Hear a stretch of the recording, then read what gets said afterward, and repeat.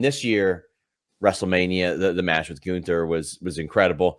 The Brainbuster spot on the top rope is something that people have, often brought up as a thing that they would love to see again. In a previous interview, I spoke to Kevin Owens, and he was like, yeah, there were a few times during my WWE run I tried to get the package pile driver worked in, just wasn't the right time or couldn't get the approval.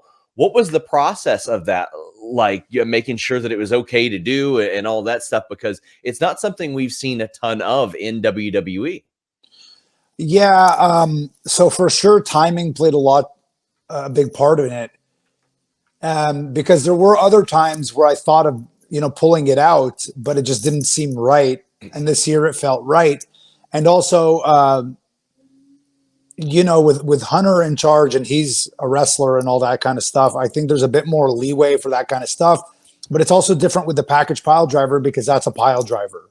And, a pile driver it is different from a brain buster, which this is a very minor difference, but it's significant difference. But a pile driver has the potential to compress you more on the top of your head, whereas the brain buster, even if it goes kind of awry, it's a little bit more in the back of the neck. Again, we're getting technical, but that is a pretty big difference. And I think that's why there's a lot more apprehension with regards to pile drivers.